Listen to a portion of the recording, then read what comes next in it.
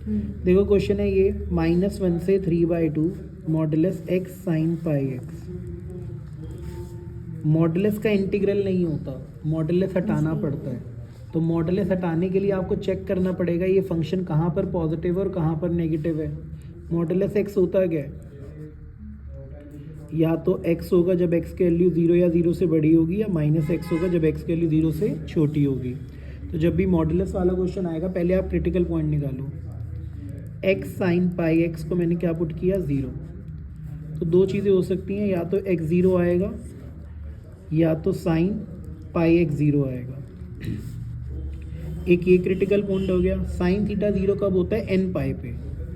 n पाई का मतलब है 0 पाई, 1 पाई, 2 पाई, 3 पाई, ऐसे। तो पाई से पाई कटा, x की वैल्यू क्या आ गई? n। ठीक है, तो x की वैल्यू क्या हो सकती है? 0, 1, 2। बट 2 के आगे तो हम लेंगे ही नहीं, 2 भी नहीं लेंगे, क्योंकि हमारी जो लिमिट दे रखी है उसमें 2 तो है ही नहीं। अब हमें पता चल गया कि ये फंक्शन ब्रेक होगा -1 से 0, 0 से 1, 1 से 3/2। अब मेरी बात बड़े ध्यान से सुनना।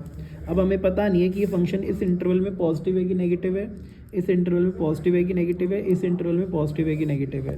पहले हम चेक करते हैं जब x की वैल्यू -1 से 0 के बीच में, तो x क्या है? नेगेटिव। x क्या है? नेगेटिव। x अगर -1 से 0 के बीच में है तो पाई एक्स किसके बीच में होगा? -पाई से 0। अब भाई -पाई से 0 का मतलब है साइन के अंदर जो भी वैल्यू पुट की जाएगी वो नेगेटिव है। साइन एक ऑड फंक्शन है, अंदर नेगेटिव पुट करोगे तो आंसर भी क्या आएगा? नेगेटिव।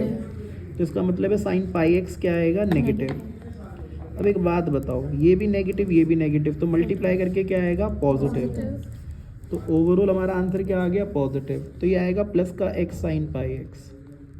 ठीक है, अब चेक करो 0 से 1। भाई 0 से 1 के बीच में x क्या है? पॉजिटिव। तो पाई एक्स क्या होगा? 0 से पाई। भाई कौन सा क्वाड्रेंट है? पहला और दूसरा। पहले और दूसरे में साइन क्या होता है? पॉजिटिव। तो साइन पाई एक्स आएगा पॉजिटिव। ये भी पॉजिटिव ये भी पॉजिटिव, तो दो पॉजिटिव चीज़ों को मल्टीप्लाई करोगे तो आंसर क्या आएगा? पॉजिटिव। तो प्लस का एक्स साइन पाई एक्स। ठीक है भाई, अब कुछ नहीं करना, ध्यान से देखना ज़रा। अब आ गया x की वैल्यू 1 से 3/2 के बीच में। अरे भैया x क्या है? पॉजिटिव। ठीक है, तो पाई एक्स इसके बीच में होगा, पाई एक्स हो जाएगा पाई से 3π/2 के बीच में। ये है थर्ड क्वाड्रेंट। थर्ड क्वाड्रेंट में साइन क्या होता है? नेगेटिव। पॉजिटिव नेगेटिव क्या आएगा? नेगेटिव। तो ये हो गया माइनस का एक्स साइन पाई एक्स। अब ये कॉन्टिन्यूएशन में दो पॉजिटिव हैं, तो अलग अलग ना करके हम इसको ऐसे लिख सकते हैं, -1 से 1 एक्स साइन पाई एक्स और -1 से 3/2 एक्स साइन पाई एक्स। ठीक है भाई, अब कुछ नहीं करना, आपको इसको इंटीग्रेट करना है। क्या करना है? इंटीग्रेट। अब मेरी बात बड़े ध्यान से सुनना, इसको इक्वेशन 1 मान के छोड़ दो। हम इसको इंटीग्रेट करते हैं, एक्स साइन पाई एक्स को बाद में यहाँ पे वैल्यू पुट करेंगे। ये है integral x sign pi x. By parts लगेगा इसमें। आई लेट के अंदर एल्जेब्रिक पहले आता है, ट्रिग्नोमेट्रिक बाद में। तो पहला function as it is integral of second minus capital integral derivative of first integral of second.